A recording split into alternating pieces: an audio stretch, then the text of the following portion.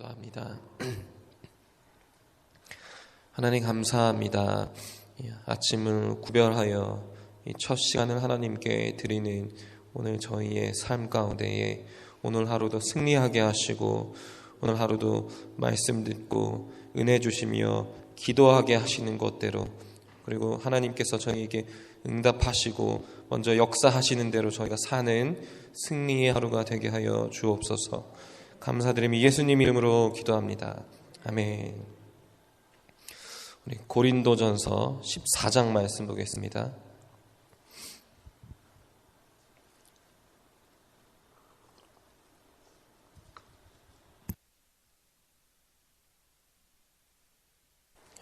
고린도전서 14장 26절부터 40절까지 보겠습니다.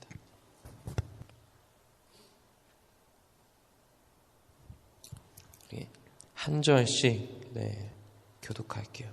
그런즉 형제들아, 어찌할까? 너희가 모일 때에 각각 찬송시도 있으며 가르치는 말씀도 있으며 계시도 있으며 방언도 있으며 통역함도 있나니 모든 것을 덕을 세우기 위하여 하라.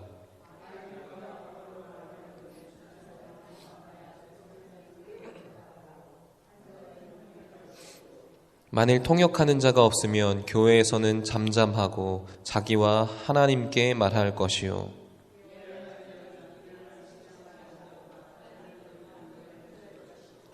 만일 곁에 앉아있는 다른 이에게 계시가 있으면 먼저 하던 자는 잠잠할지니라.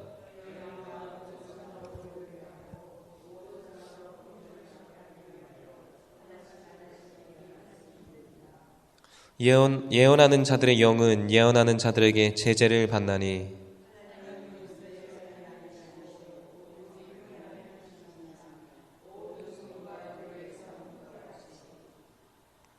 여자는 교회에서 잠잠하라. 그들에게 말하는 것을 허락함이 없나니 율법에 이른 것 같이 오직 복종할 것이요,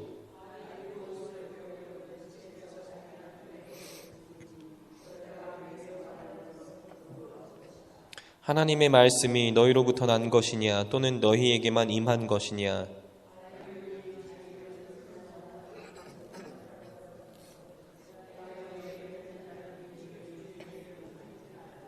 만일 누구든지 알지 못하면 그는 알지 못한 자니라.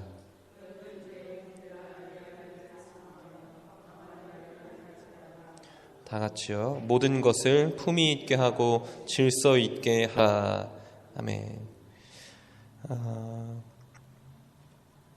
오늘 말씀은 때로는 어떻게 보면 논란이 될 수도 있는 그런 말씀이에요. 근데 오늘 말씀의 은혜를 같이 나누면서 우리가 성경을 읽을 때는 하나님이 어떻게 역사하시는지, 하나님은 사람마다 다르고 또 시대마다 다르게 역사하신다, 이런 것을 우리가 이해하면서 성경을 읽으면 오늘 말씀이 은혜가 될 수가 있습니다. 오늘 본문을 시작하는 말씀은 성령의 은사에 대해 말하고 있어요. 저는 말씀드렸듯이 성령의 은사는 가장 기본적으로 사랑이 있어야 된다고 말씀을 드렸죠. 그래서 하나님이 아무리 우리에게 은사를 주셨든지 축복을 주셨든지 기도의 응답을 주셨든지 하나님이 우리에게 허락하신 그 모든 축복들 가운데 사랑이 없으면 그것은 결국에 이제는 아무런 유익이 없고 거짓되었다, 이렇게 성경은 말씀하고 있죠. 이제 오늘 말씀은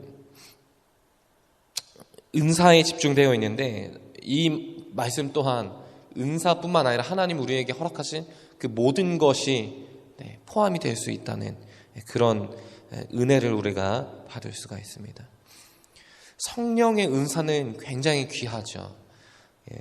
그러나 이 성령의 은사가 오늘 말씀에 보니까 고린도 교회에 큰 문제가 되었다는 거예요.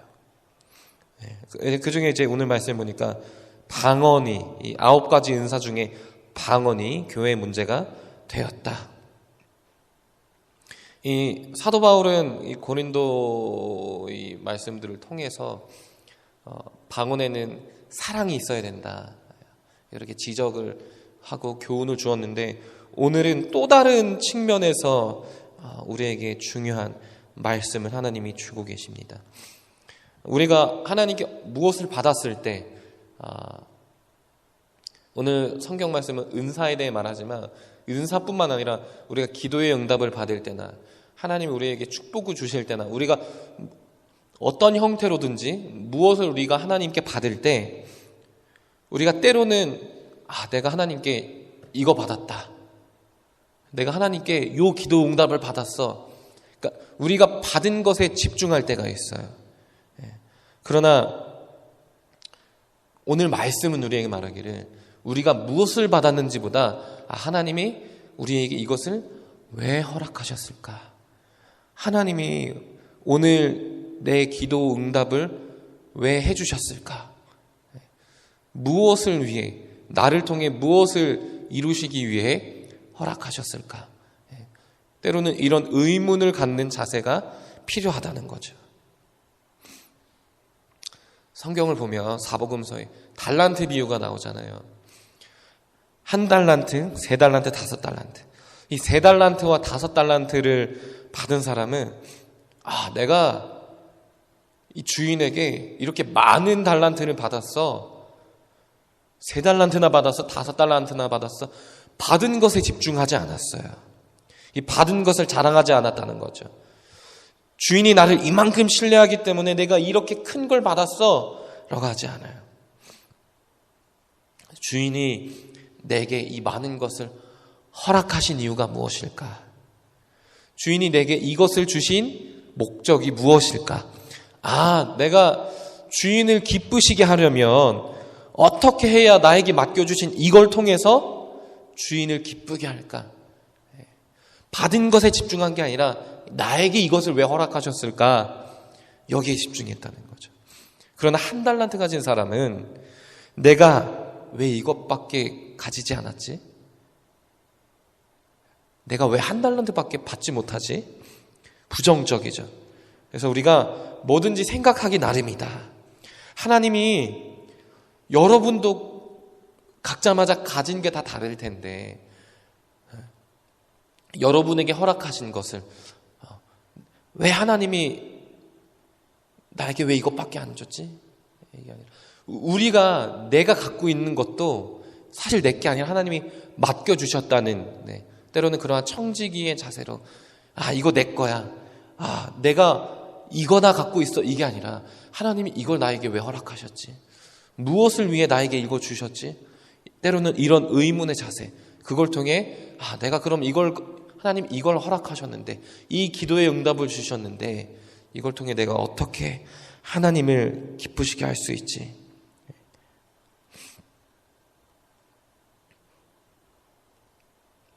때로는 우리가 작은 것 맡아 책임감이 적을지라도 작은 것으로라도 하나님을 감동시켜드리겠다, 하나님을 한번 기쁘시게 해야겠다, 이런 영적인 자세가 있으면, 비록 오늘 1달란트를 받았지만 이러한 그런 자세가 지속이 되면 우리의 영적인 힘이 커지고 영적인 그릇이 커질 수 있다는 거죠. 만약 1달란트 받은 사람이 그런 긍정적인 사람이었다면 그 이후에 그 사람은 아마 3달란트, 5달란트를 받을 수 있었을 거예요. 오늘 26절 말씀에는 그러한 성령의 은사는 무엇을 위해 라고 하냐면 덕을 세우기 위해 라고 말씀합니다. 덕을 세우기 위해가 무슨 말이냐면요, 하나님이 교회에 모인 성도님들에게, 교인들에게 성령의 은사를 주신 이유가 교회를 교회답게 세우기 위해서라는 거예요. 또 다르게 이야기하면 하나님이 여러분에게 기도의 응답을 주시고 여러분에게 어떠한 것들로 채워주시는 것들은 나 잘 먹고 잘 살아 이게 아니라 서로를 세워주고 서로를 격려해줘서 하나의 아름다운 공동체가 되게 하기 위해서라는 거죠. 은사를 생각할 때 오늘 말씀은 은사를 내가 뭔가 특별한 사람이야, 나 이런 은사 받았어, 이렇게 생각하는 게 아니라 하나님이 우리에게 어떤 특별한 은사를 주셨을 때 내가 사람들에게 보이기 위해서 하라는 게 아니라 그것들을 통해서 사람들을 세워주고 교회를 세워라, 이런 말씀이죠. 저는 목사로서 목사의 직분의 멍에를 짊어진 사람이죠. 그래서 여러분 앞에 자랑하고 때로는 잘 보이려고 하는 게 아니라 하나님이 목사의 직분을 세워주셨다는 건 여러분을 세우기 위함이라는 거예요. 여러분이 성가대원이라면 성가대로서 교회의 찬양을 세우고 성가대를 통해 아름다운 찬양을 통해 하나님께 영광을 돌리고 성도들을 위로해주며 세우는 것. 그러니까 우리 각자마다 하나님이 허락하신 것들로 서로를 격려하고 세워주는 것들이 하나님이 우리에게 주신 이유라는 겁니다. 그래서 하나님이 우리에게 어떤 것을 주셨을 때, 응답하셨을 때, 우리의 막힌 것을 뚫어주셨을 때 우리는 그럴 때 조심해야 돼요. 이거를 내가 나타내야 되는 게 아니라, 내가 자만하는 게 아니라 왜 이것을 허락하셨을까? 내 소원이 이루어졌을 때도 이게 이루어졌어가 아니라, 그래, 하나님이 왜 이걸 이루어 주셨을까? 무엇을 위해 이루셨을까? 내가 이걸 통해 하나님을 그럼 어떻게 기쁘시게 할까? 그런 생각을 하면서 주님이 허락하신 것을 우리가 지혜롭게 잘 사용해야 하는 거죠. 우리 오늘 33절, 고린도전서 14장 33절 말씀을 한번 같이 읽겠습니다. 시작. 하나님은 무질서의 하나님이 아니시오 오직 화평의 하나님이시라. 모든 성도가 교회에서 함과 같이. 아멘. 교회는, 제가 생각하는 교회는, 제가 공부한 교회는, 그리고 이제 다음 달 말부터 공부를 시작하는데 제가 공부하려고 하는 교회의 모습은 시대를 앞서가야 돼요. 교회가 무너지는 여러 가지 이유가 있지만 그 중에 하나는 교회가 시대에 뒤처져서, 시대가 변하는 흐름을 교회가 먼저 파악하고 이제 그러한 진단을 하면서 복음과 성경으로 접근하면 교회는 뒤떨어지지 않고 부흥을 할 수가 있어요. 시대가 너무 빨리 변하잖아요. 시대가 변한다는 건 사람의 이성이 발달한다는 건데, 이성이 발달하다 보니까 의문을 갖죠. 그러니까 이런 것들을 교회가 먼저 캐치하고 교회가 세상을 이끌 수 있어야 교회가 세상에 끌려가지 않는데, 오늘 말씀에서 교훈을 주듯이 성령의 은사는 시대마다 다르게 주는 거예요. 장소마다, 사람마다 하나님의 은사가, 하나님의 기도의 응답이 다를 수 있다는 거예요. 이 지금 우리가 읽은 33절에 하나님은 무질서 한 분이 아니시고 화평의 하나님이라는 것을 우리가 기억해야 하는데, 하나님은 저와 여러분 모두에게 각자의 분량대로 가장 적절하게 응답하시고 역사하신다는 것을 우리는 믿어야 합니다. 우리가 하나님의 어떠한 은사를 받았든지, 어떠한 기도의 응답을 받았든지, 어떠한 축복을 받았든지, 그런데 나 축복받았다, 나 은사 받았다, 다 기도의 응답을 받았다. 때로는 성경은 이것을 자만하다고 하는 거예요. 나도 모르게 때로는 그러한 겸손치 못한 일로 누군가는 상처를 받을 수 있다는 거죠. 그렇기 때문에 오늘 말씀은 덕을 세우기 위함이다. 교회를 세워라 라고 하신 거예요. 하나님이 원래 목적대로 주신 선물이고 응답이고 은사라는 것을 우리는 기억해야 한다는 것입니다. 우리 34절 말씀 한번 보겠습니다. 34절이요. 시작.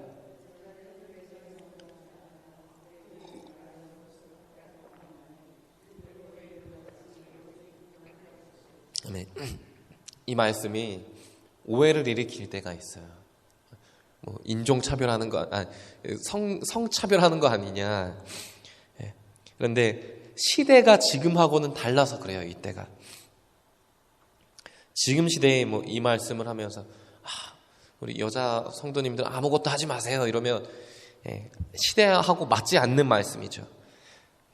사도 바울이 이제 여성이 교회에서 뭐 예언하는 거, 뭐 기도하는 것에 대한 이런 특정한 상황에 대해서만 이야기하고 있는 건데, 그러니까 바울은 성경의 어떤 곳을 통해서 이 고린도전서에도 읽다 보면 남성과 여성은 동등하다 이렇게 얘기를 하고 있어요. 이 당시에는 차별이 심했는데 사도 바울은 동등하다라고 이야기하고 있어요.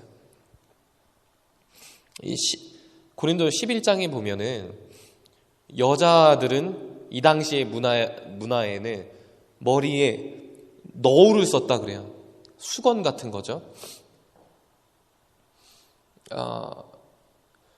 그런데 어느 날 이게 논쟁이 일어난 거예요. 이 여자 성도님들이 더 이상 머리에 너울을 쓰고 싶지 않다. 근데 이 논쟁이 지금 보면 써도 되고 안 써도 되지. 어떻게 보면은 교회에서 뭐 모자를 쓰냐 마느냐의 문제니까요. 지금으로 치면. 이 당시에 여성들이 머리에 너울을 쓴다는 것은 내가 남편을 존중합니다. 내가 내 남편을 존경합니다. 이런 의미로 썼다는 거예요. 근데 너울을 쓰지 않으면 어떤 문제가 생기냐면 이제 몸을 파는 여성들이 되는 거죠. 나는 내가 존중하는 남편이 없습니다. 그래서 머리를 화려하게 꾸며서 남자들을 유혹하는 거예요. 근데 이 교회에서 이게 왜 논쟁이 됐냐면 이제 여자 성도님들은 내가 이제 하나님께 속한 자녀인데 내가 왜 이 율법과 전통을 따라야 합니까? 더 이상 모자를 쓰지 않겠습니다. 근데 성경을 읽다 보면 이 여자 성도님들의 말이 맞거든요. 더 이상 우리가 율법과 전통에 속박되지 않기 때문에 모자 벗어도 되어라고 할 수 있어요. 그런데 이게 굉장히 큰 분쟁이 되다 보니까 사도 바울이 어떻게 얘기를 하냐면 그냥 쓰세요. 그냥 지금처럼 쓰세요. 당신들이 모자를 벗어야 되는 이유를 나는 충분히 이해합니다만 바꿔서 생각하면 모자를 쓴다고 그것이 죄가 됩니까? 모자를 벗어도 죄가 되지 않고 모자를 써도 죄가 되지 않는다면 교회에 덕을 세우는 결정을 하는 게 어떨까요? 라고 하는 거예요. 분쟁을 일으키지 않고 서로를 세워주기 위해서는 그냥 당신들이 모자를 쓰는 게 어떨까요? 그런 결정을 했어요. 사도 바울의 입장에서는 모자를 벗는 건 이해하지만 모자를 벗음으로 인해서 교회가 지금 분열이 일어났고 세상에서 보니까 세상 사람들이 교회에 있는 여성들이 다 몸 파는 여자들만 있으니 성적으로 교회는 문란한 곳이구나라고 이해하기 시작하니까 덕을 세우기 위해 교회를 세우기 위해 그냥 지금처럼 써라. 그것이 죄가 되지 않으니 그랬던 거죠. 우리가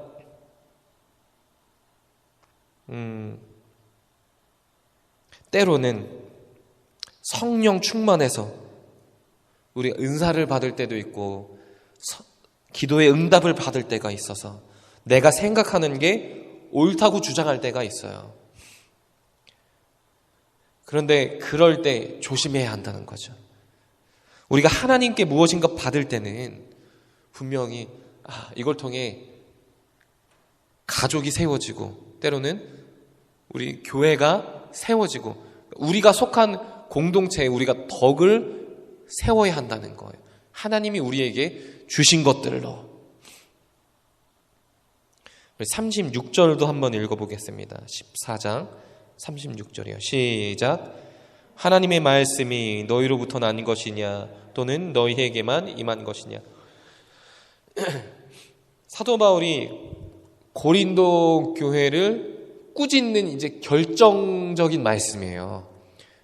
이제 고린도 교회가 이때는 굉장히 교만했거든요.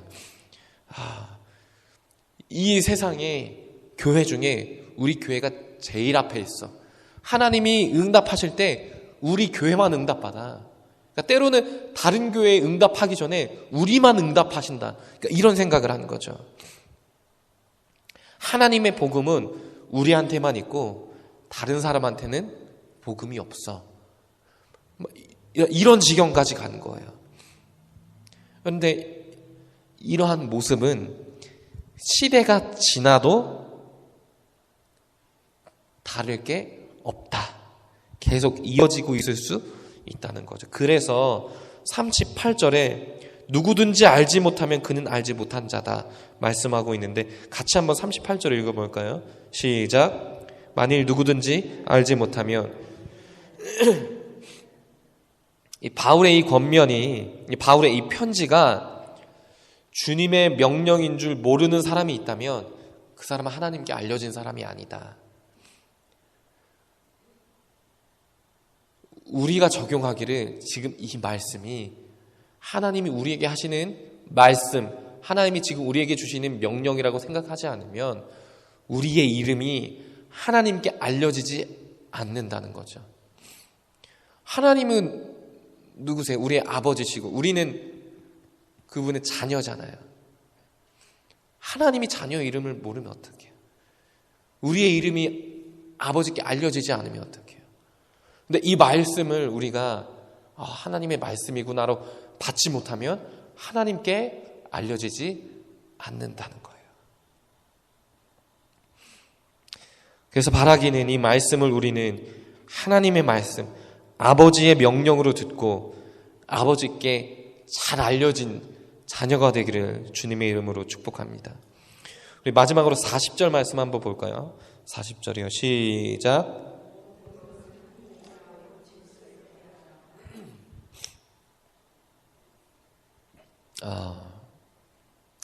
이 말씀을 듣고 되게 재미있었어요.